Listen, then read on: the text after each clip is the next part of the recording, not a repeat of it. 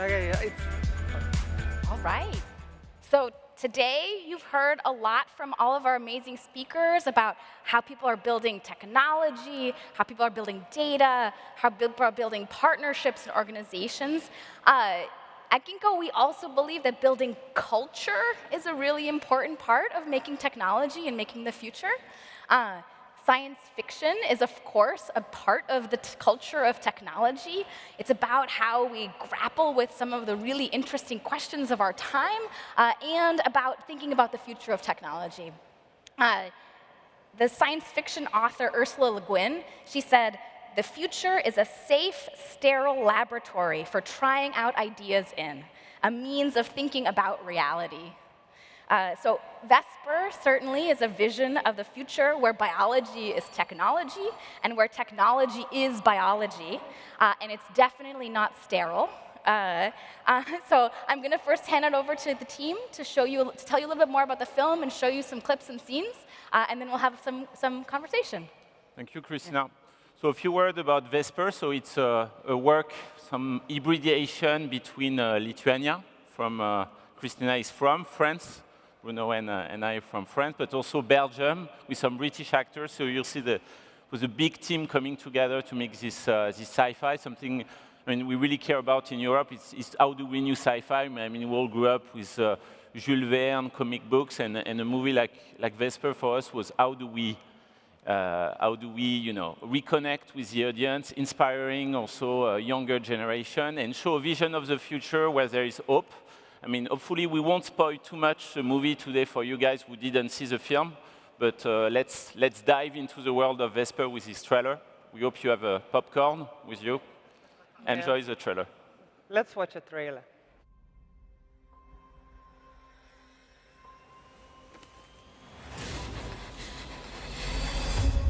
You won't believe what I found. What is this? Seeds.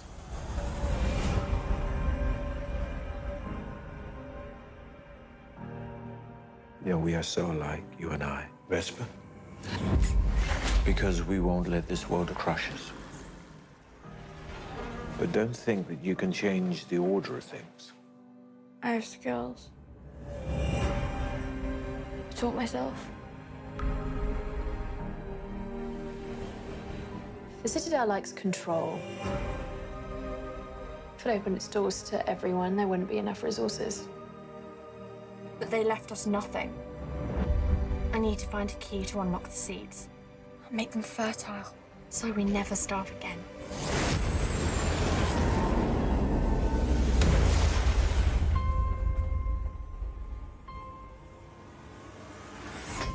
I'm Camellia. Vesper. She's not our responsibility. She's from the Citadel. She's taking us there. Let's go.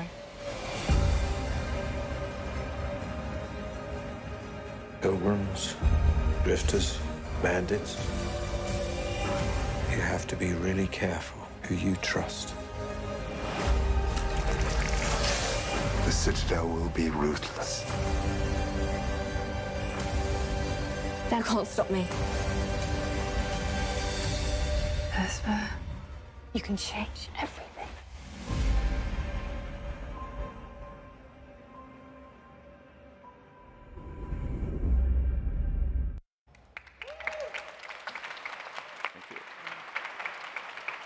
Thank you.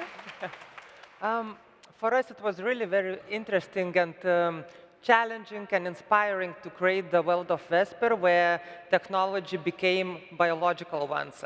And for dramatic reasons, we imagined it in post-apocalyptic world. We call it the new Dark Ages or the future Middle Ages. But when there is a dark times, it always comes the light ones. And when we were imagining Vesper character, for us it was really important to create a character who is an artist and a scientist, who reminds a figure of the Renaissance. Like Leonardo da Vinci, for example, who was at the same time a scientist as an artist. So in the world of Vesper, there was, as we say, it's a dystopia. So there was an opposition with the Citadel, where lives the elite, and the outskirts, when lives the people try to survive. And we made a big work on research for the world building, about this world when the technology became biologic. So we can see, for example, some example of the research we made for the material, the research we actually exists, like bioplastic, mycelium, luminescent bacteria. So we was making all this research, and we put in the world of Vesper to make it consistent and credible. We could see some examples, some picture. The use here, for example, there is a bioplaster who can heal. So some example like that. Let's say in the world of Vesper, it's about 200 years in the future, let's say. And so there is a new biotechnology from the Citadel, and there is a more ancient technology. We are more biomechanical. We can see some example, for example, here, about the father of Vesper, for example, is paralyzed and use a respiratory system with inside a real lung-like, and he can communicate to outside with this drone, flying drone, with in the same time mechanical, but inside is totally biological. It's all his neuron and system is totally biological inside. And for us, it was also very important to create the technology is very advanced, and it is so advanced, but it becomes like a magic. So like the creation process is almost like an alchemy. And we gave Vesper a kind of laboratory that helps her to create, to work, to experiment, and we imagined it that it's like a large organism whose organs are all connected. You can, and even in the movie, we give some sound of a cat purr, that when she works, audience also doesn't hear it very well, but subconsciously it affects them very calm. So, yeah, this is Vesper Laboratory. As Christina said, it's like a big organism, but she has an interface. So she works on synthetic biology with an interface, and we wanted to think about new kind of interface, new kind of UI, you know, and we imagine an organic, a living interface. So the display, it's living display, and we get inspiration from the chromatophore, from the squid, for example, and the pixel. The pixels are literally chromatophore on this screen, and it's an organism. It's a soft interface with, in the same time, a display, but also a system of analysis. And you can see, for example, she put a drop with DNA, and the screen, the display will analyze itself. So try to have some kind of perfect interface. I mean, all her experiments she's doing in her lab, and after she's having a garden that she's trying to grow the things that she's creating. And for us, it was important to create a character who manages to see the beauty and the potential in all the surrounding. So yes, light flowers that you was able to see them in the second floor today. And so yeah, a bit of concept art. Yes, and Vesper is very curious mind who tries to take the poisonous, dangerous plants from her surroundings and to change them into beauty ones. So here you can see by different generations, and she's like a gardener who works like now. Who is able to see the beauty and to reveal the beauty. By synthetic biology, you reveal the beauty of this world. So this is some example also of some of our creation. Like, for example, here we have a hermaphrodite plant who can reproduce themselves with luminescent.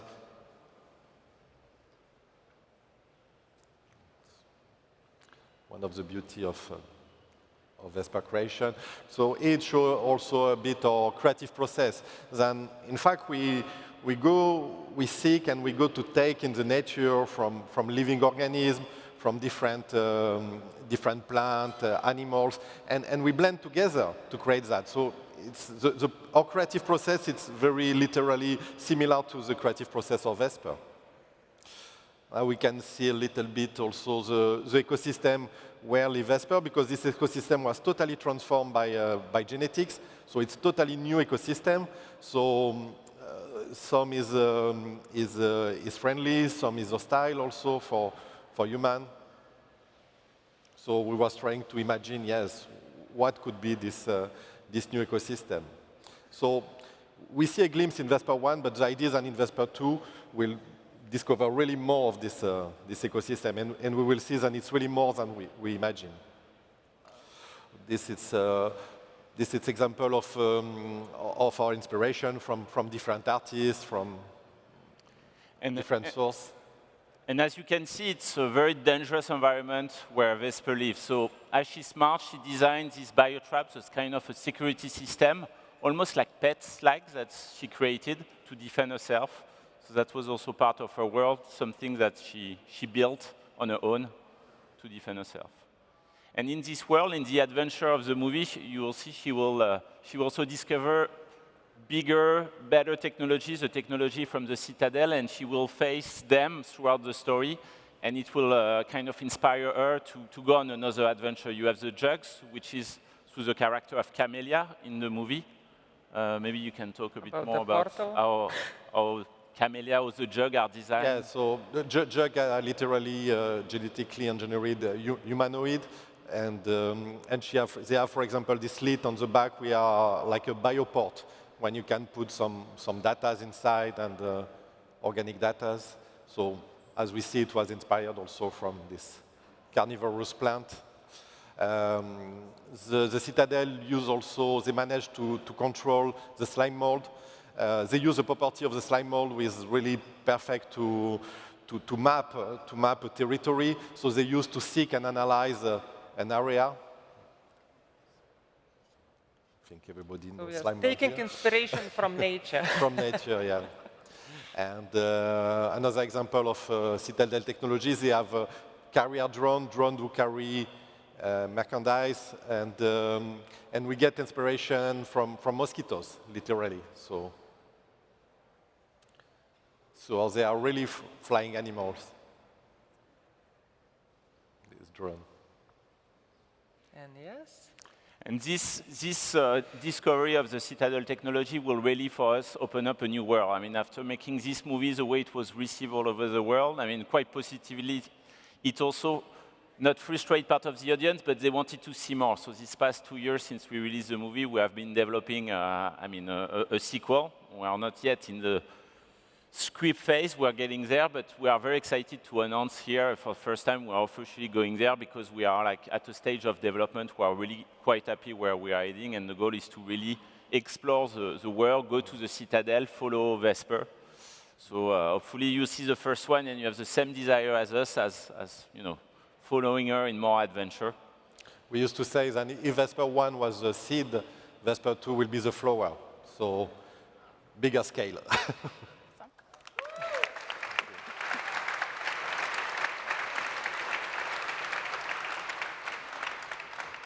I love it so much. It's so cool.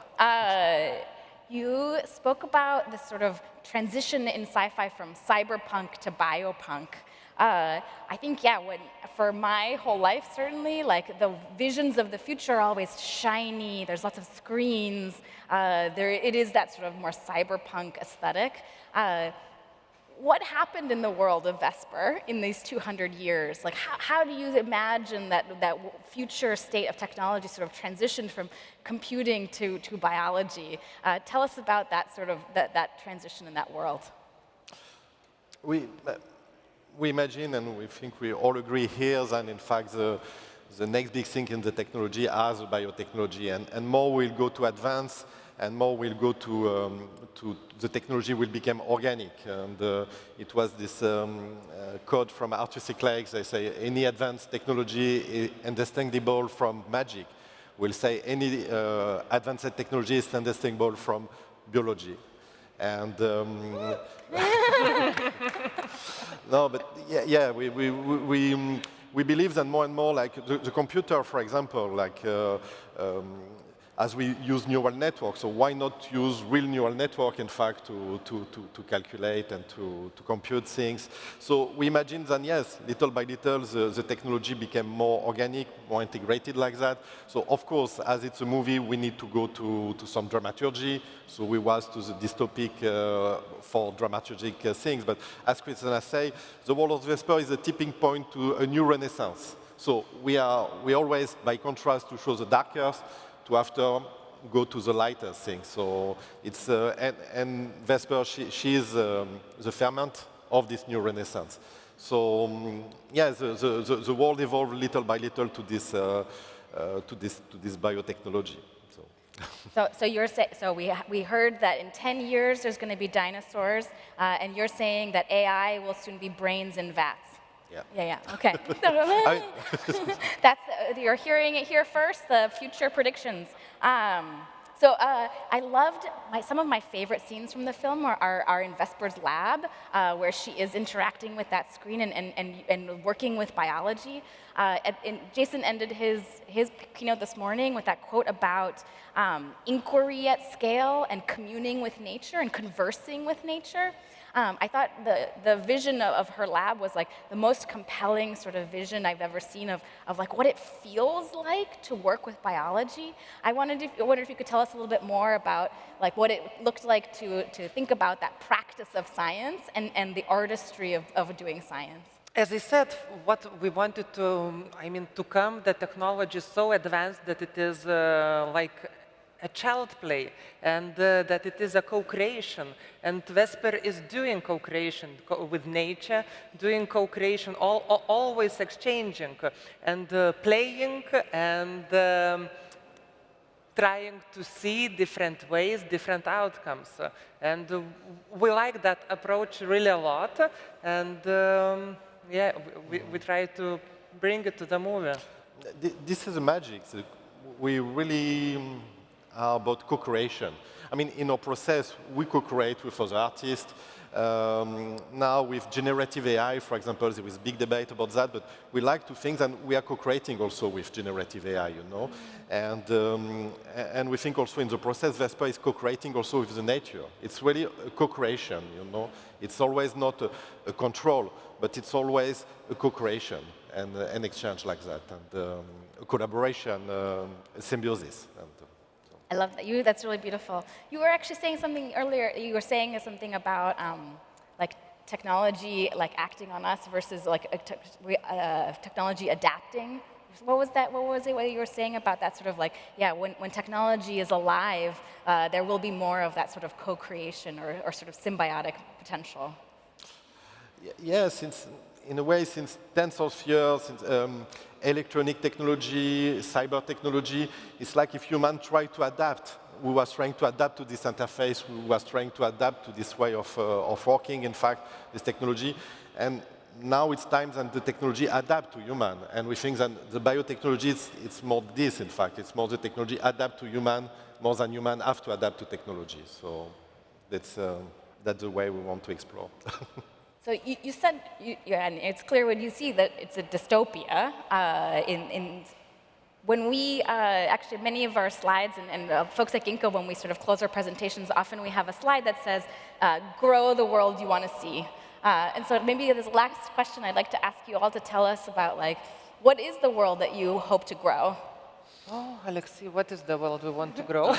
No, I mean, for us, again, it's a message of hope. I mean, at the end of the day, the world of Vesper is a dark, post-apocalyptic world, but at the end, we show a character that's willing to fight with her creativity, with her artistry, and how to work with nature hand in hand. And I mean, with the sequel is where we want to go next, to keep exploring this world, showing to the people, inspire them, but show them that just a young character can change everything. And this. Yes, it's in Vesper 2, and we will see the world we want to grow. That's what you want to grow? Amazing.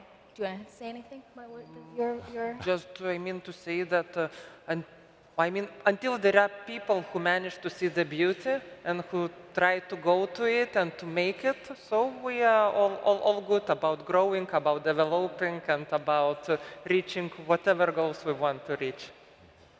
Yeah, we are part of the living world, and so the idea is technology is always, in fact, we always consider technology not like something outside of the world, like artificial, but natural, because technology is it's an emanation of human, and human is part of the world and the ecosystem. So we are very optimistic for the future. That's beautiful. Thank you so much for being here. Thank you, everybody, and let's go grow something amazing. Thank you. Thank you. Thank you.